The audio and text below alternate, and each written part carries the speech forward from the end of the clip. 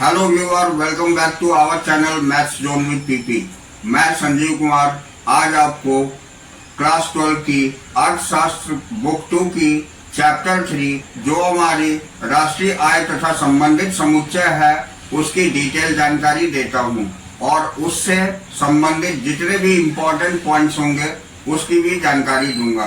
तो आइए स्टार्ट होते हैं अब। तो आज की टॉपिक हमारी है बाजार कीमत पर तथा कारक लागत पर घरेलू उत्पाद, जिसे हम domestic product at market price and eight factor cost कहते हैं।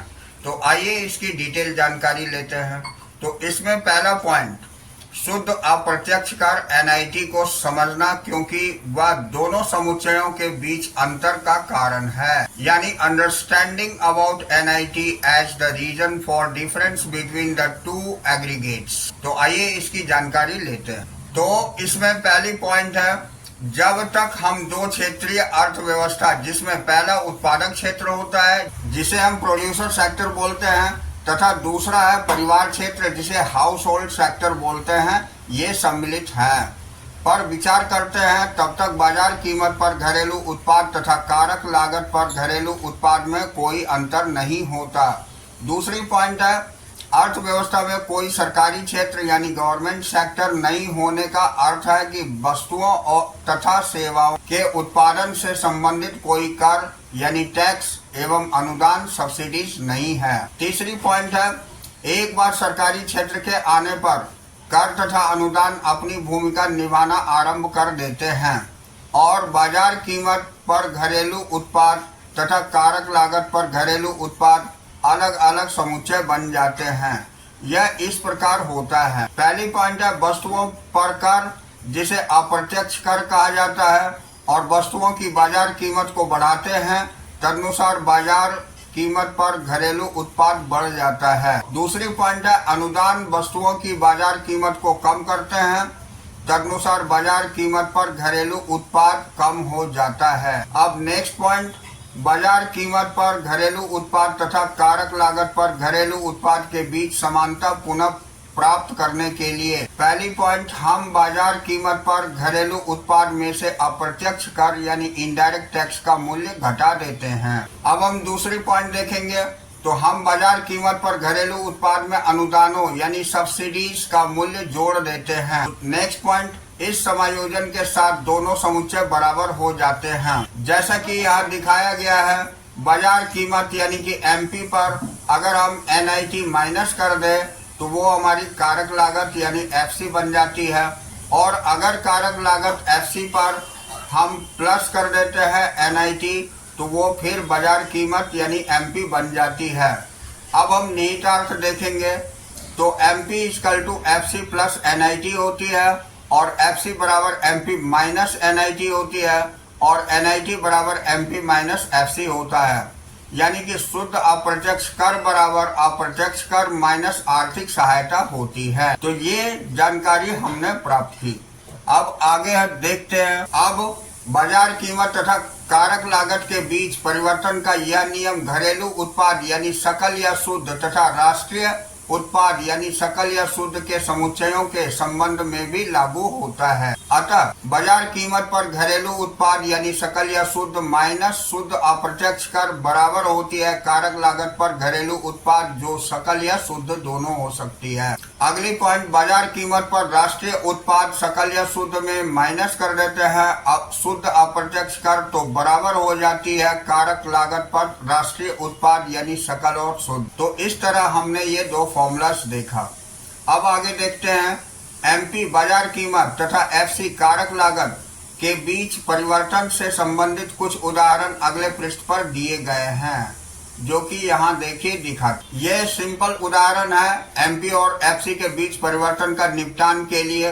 तो इसकी एग्जाम्पल आप देख करके आसानी से समझ। तो यहाँ शुद्ध अप्रत्यक्ष कर की अवधारणा और उसके अनुमान को समझना आवश्यक। तो आइए इसे हम जानते हैं। अब देखिए अगली पॉइंट हम देखेंगे एनआईटी की अवधारणा यानी कंसेप्ट ऑफ एनआईटी। तो इसके अंतर्गत शुद्ध अप्रत्यक्ष कर यानी एनआईटी से अभिप्राय अप्रत्यक्ष कर तथा आर्थिक सहायता के मध्य अंतर से है। दूसरे पॉइंट अप्रत्यक्ष कर का सूत्र, जो शुद्ध अप्रत्यक्ष कर एनआईटी बराबर होता है अप्रत्यक्ष कर आईटी माइनस आर्थिक सहायता यानी सब्सिडी। तो यहाँ नोट करने लायक है, यदि संख्यात्मक प्रश्न में शुद्ध अप्रत्यक्ष कर एनआईटी तथा अप्रत्यक्ष कर आईटी दोनों दिए गए हों तो स्पष्ट रूप से शुद्ध अप्रत्यक्ष कर एनआईटी का प्रयोग करें। अब नीचे दिए गए कुछ उदाहरण हैं जहां अप्रत्यक्ष कर यानी कि आईटी तथा आर्थिक सहायता के दिए होने पर शुद्ध अप्रत्यक्ष कर का अनुमान लगाने की आवश्यकता है। तो यहाँ आप इस पॉइंट में देख सकते शुद्ध अप्रत्यक्ष कर एनआईटी का निपटान यानी टैकलिंग एनआईटी के एग्जाम्पल दिए हुए हैं। इस एग्जाम्पल से आप आसानी से समझ, यहाँ तीन एग्जाम्पल दिए। तो आइए अब हम अगली टॉपिक पर चलेंगे। तो अगली टॉपिक हमारी राष्ट्रीय आय से संबंधित समुच्चय है जिसे हम aggregate related to national income कहते हैं। तो आइए इसकी डिटेल जानकारी प्राप्त करते हैं। तो पहले पॉइंट है, किसी देश के आर्थिक प्रदर्शन को उस देश के एक वित्तीय वर्ष में उत्पादित वस्तुओं तथा सेवाओं के आधार पर मापा जाता है। यह अनुमान कई समुच्चयों पर आधारित है जो इस मूल्य को मुद्रा के रूप में दर्शाता है। दूसरी पॉइंट है, इन समुच्चयों के बारे में संक्षिप्त विवरण नीचे दिया गया है। तो पहली पॉइंट है, बाजार कीमत पर सकल घरेलू उत्पाद यानी जीडीपी एमपी, जिसे हम gross domestic product at market price भी बोलते हैं। तो यहाँ बाजार कीमत पर सकल घरेलू उत्पाद एक लेखा वर्ष की अवधि के दौरान एक देश की घरेलू सीमा के अंदर सभी उत्पादक इकाइयों द्वारा उत्पादित की गई अंतिम वस्तुओं तथा सेवाओं का बाजार मूल्य है, जिसमें मूल्यह्रास शामिल होता है। अब हम यहाँ पर महत्वपूर्ण अवधारणाएं देखेंगे जिसे इम्पोर्टेंट कंसेप्ट बोलते हैं। तो आइए इसकी जानकारी लेते हैं। जीडीपी एमपी माइनस समुच्चय का विभाजन यानी जीडीपी एमपी को हम ब्रेकअप ऑफ द एग्रीगेट्स भी बोलते हैं। बाजार कीमत यानी कि कीमत जिस पर वस्तुओं को बाजार में बेचा जाता है, इसमें अप्रत्यक्ष कर तथा आर्थिक सहायता का प्रभाव शामिल होता है। उस पर सकल मूल्यह्रास सहित कुल मूल्य को हम सकल बोलते हैं। और घरेलू हम बोलते हैं देश की घरेलू सीमा के अंदर। उसके बाद उत्पाद हम बोलते हैं उत्पादित की गई अंतिम वस्तुएं तथा सेवाएं। तो इस तरह हमने इसे देखा। अब दूसरी पॉइंट हम देखेंगे, बाजार कीमत पर शुद्ध घरेलू उत्पाद जिसे हम एनडीपी एमपी बोलते हैं यानी net domestic product at market price. तो आइए इसकी जानकारी लेते हैं। बाजार कीमत पर शुद्ध घरेलू उत्पाद एक लेखा वर्ष की अवधि के दौरान एक देश की घरेलू सीमा के अंदर सभी उत्पादक इकाइयों द्वारा उत्पादित की गई अंतिम वस्तुओं तथा सेवाओं का बाजार मूल्य है, जिसमें मूल्यह्रास शामिल नहीं होता है। यानी कि जीडीपी एमपी तथा एनडीपी एमपी को संबंधित करने पर हम लिख सकते हैं कि जीडीपी एमपी बराबर एनडीपी एमपी अब प्लस मूल्यह्रास और एनडीपी एमपी बराबर जीडीपी एमपी माइनस मूल्यह्रास। तो ये दोनों फॉर्मूला बन जाती है। ये इम्पोर्टेंट है। अब अगली पॉइंट हम देखेंगे। अगली पॉइंट हमारी है बाजार कीमत पर सकल राष्ट्रीय उत्पाद जिसे हम जीएनपी एमपी बोलते हैं यानी gross national product at market price. तो बाजार कीमत पर सकल राष्ट्रीय उत्पाद बाजार कीमत पर सकल घरेलू उत्पाद तथा विदेशों से प्राप्त शुद्ध कारक आय का कुल जोड़ होता है। अतः जीएनपी एमपी बराबर जीडीपी एमपी प्लस विदेशों से प्राप्त शुद्ध कारक आय। ये हमारी फॉर्मूला बन जाती। अब नेक्स्ट, बाजार कीमत पर शुद्ध राष्ट्रीय उत्पाद जिसे हम एनएनपी एमपी बोलते हैं यानी net national product at market price. तो आइए इसके बारे में जानते हैं। तो बाजार कीमत पर शुद्ध राष्ट्रीय उत्पाद बाजार कीमत पर शुद्ध घरेलू उत्पाद तथा विदेशों से प्राप्त शुद्ध कारक आय का कुल जोड़ है। यानी कि हम कह सकते हैं एनएनपी एमपी बराबर एनडीपी एमपी प्लस विदेशों से प्राप्त शुद्ध कारक आय। ये भी हमारी फॉर्मूला बन जाती। अब हम अगला पॉइंट देखेंगे, कारक लागत पर सकल घरेलू उत्पाद जिसे हम जीडीपी एफसी बोलते हैं यानी कि gross domestic product at factor cost. तो आइए इसकी जानकारी लेते हैं। तो कारक लागत पर सकल घरेलू उत्पाद एक देश की घरेलू सीमा के अंदर यानी कि एक लेखा वर्ष के दौरान अंतिम वस्तुओं तथा सेवाओं के उत्पादन पर खर्च की गई कारक लागत का कुल जोड़ है। जिसमें मूल्यह्रास शामिल होता है। यानी कि आप कह सकते हैं जीडीपी-एफसी बराबर कर्मचारियों का पारिश्रमिक प्लस लगान प्लस ब्याज प्लस लाभ प्लस मूल्यह्रास। तो ये भी हमारी फॉर्मूला हो जाती है। सारे फॉर्मूला को ध्यान में रखना है जिससे कि इससे संबंधित जितने भी न्यूमेरिकल्स होंगे वो आपसे बन जाए। अब अगली पॉइंट हम देखते हैं कारक लागत पर शुद्ध घरेलू उत्पाद, जिसे एनडीपी-एफसी बोलते हैं। तो net domestic product at factor cost और नेट डोमेस्टिक इनकम बोलते हैं। तो कारक लागत पर शुद्ध घरेलू उत्पाद एक देश की घरेलू सीमा के अंदर एक लेखा वर्ष के दौरान अंतिम वस्तुओं तथा सेवाओं के उत्पादन पर की गई खर्च का कारक लागत का कुल जोड़ है। यानी हम कह सकते हैं एनडीपी-एफसी बराबर कर्मचारियों का पारिश्रमिक प्लस लगान प्लस ब्याज प्लस लाभ, ये कारक लागत के घटक होते हैं। अब अगली पॉइंट, जीडीपी-एफसी तथा एनडीपी-एफसी को संबंधित करने पर हम लिख सकते हैं कि जीडीपी-एफसी बराबर एनडीपी-एफसी प्लस मूल्यह्रास होता है और हम एनडीपी-एफसी बराबर जीडीपी-एफसी माइनस मूल्यह्रास लिख सकते हैं। ये दो फॉर्मूला हो जाते हैं। अब अगली पॉइंट, कारक लागत पर सकल राष्ट्रीय उत्पाद, जिसे हम जीएनपी-एफसी बोलते हैं, यानी gross national product at factor cost. तो कारक लागत पर सकल घरेलू उत्पाद कारक लागत पर सकल घरेलू उत्पाद तथा विदेशों से प्राप्त शुद्ध कारक आय का कुल जोड़ है। यानी हम कह सकते हैं जीएनपी-एफसी बराबर जीडीपी-एफसी प्लस विदेशों से प्राप्त शुद्ध कारक आय। ये भी हमारी फॉर्मूला है। अब अगली पॉइंट हमारी कारक लागत पर शुद्ध राष्ट्रीय उत्पाद, जिसे हम एनएनपी-एफसी बोलते हैं, यानी कि net national product at factor cost. तो कारक लागत पर शुद्ध राष्ट्रीय उत्पाद कारक लागत पर शुद्ध घरेलू उत्पाद तथा विदेशों से प्राप्त शुद्ध कारक आय का कुल जोड़ है। यानी हम कह सकते हैं एनएनपी-एफसी बराबर एनडीपी-एफसी प्लस विदेशों से प्राप्त शुद्ध कारक आय। अब हम जानते हैं कि एनडीपी-एफसी बराबर कर्मचारियों का पारिश्रमिक प्लस लगान प्लस ब्याज प्लस लाभ होता है।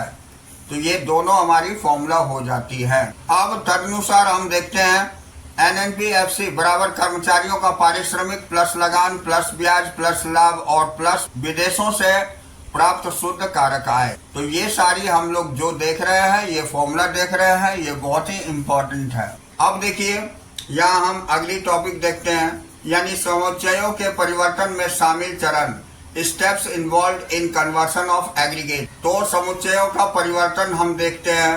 तो ज्ञात करना एनएनपी-एफसी और दिया हुआ अगर आपको है जीडीपी-एमपी, तो अगर आप इसमें जीडीपी-एमपी में मूल्यह्रास प्लस एनएफआईए माइनस एनआईटी करते हैं, तो ये जो है जीडीपी-एमपी से एनएनपी-एफसी बन जाती। अब अगर आप जीडीपी-एमपी में ये माइनस एनआईटी केवल कर देंगे जीडीपी-एमपी में, तो ये एनएनपी-एफसी हो जाएगी।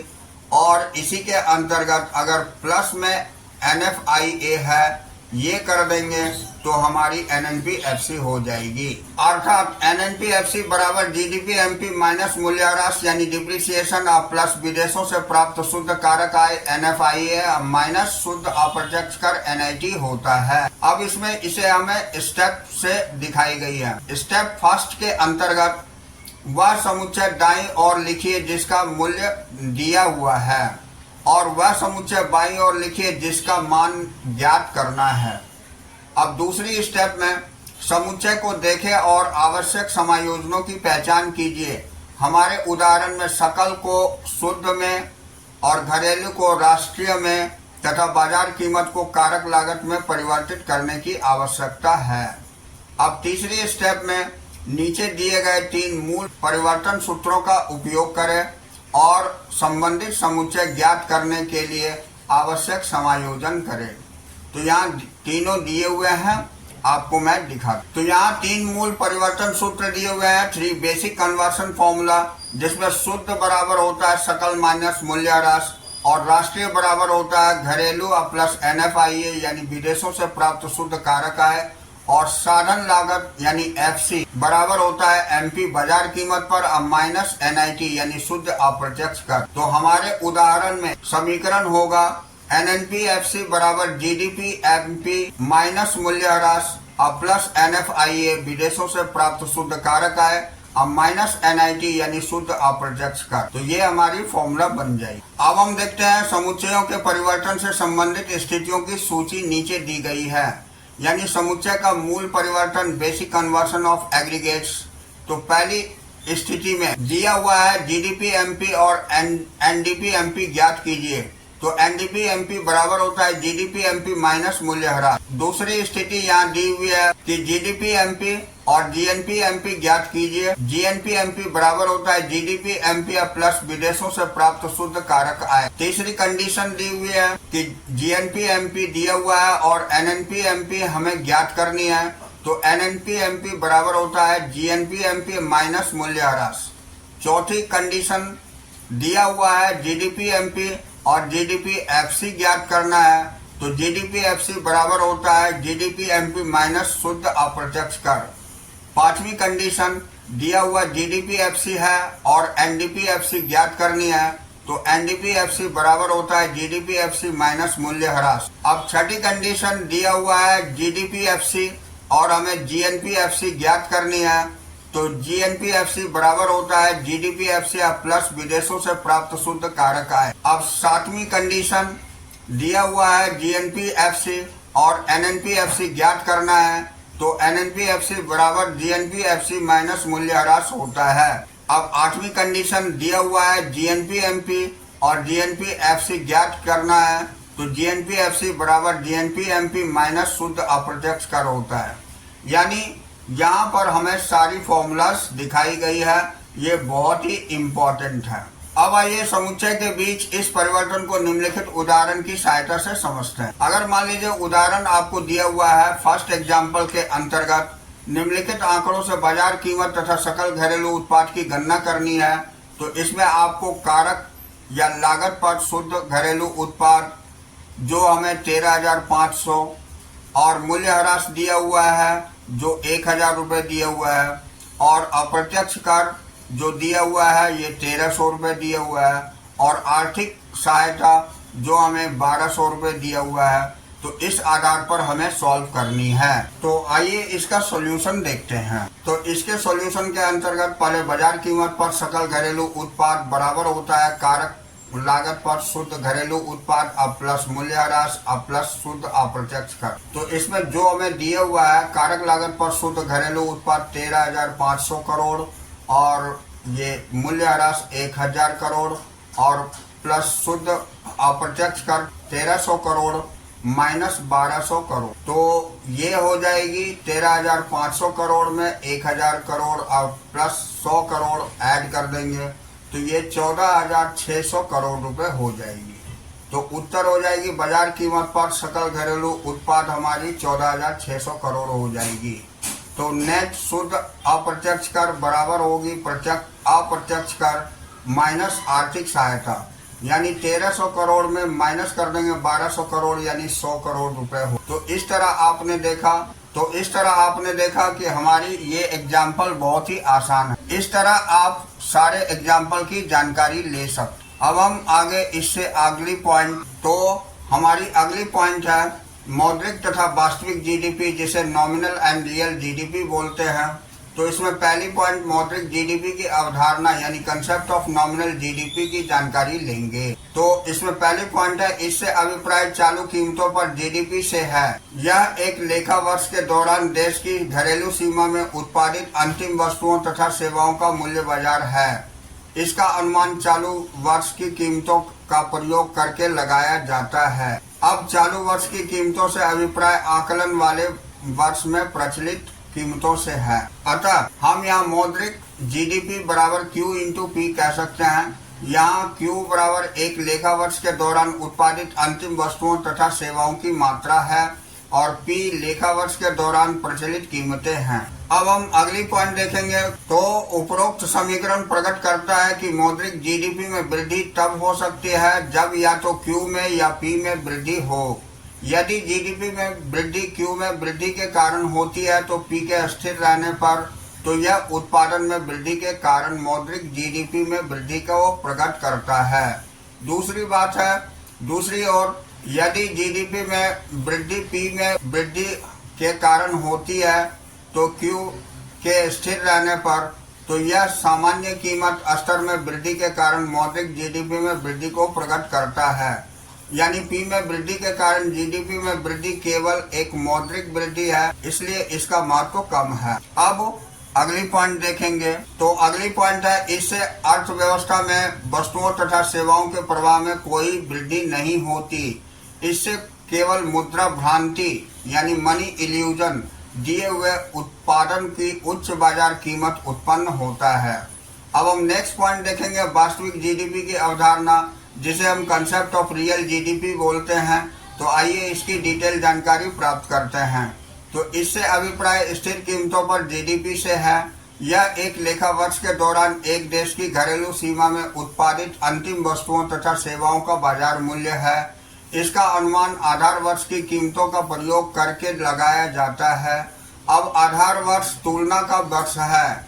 यह एक वर्ष है जब समष्टि चरों जैसे उत्पादन तथा सामान्य कीमत स्तर को अपनी सामान्य सीमा के अंदर माना जाता है। अतः हम कह सकते हैं कि वास्तविक जीडीपी बराबर Q इंटू P होती है।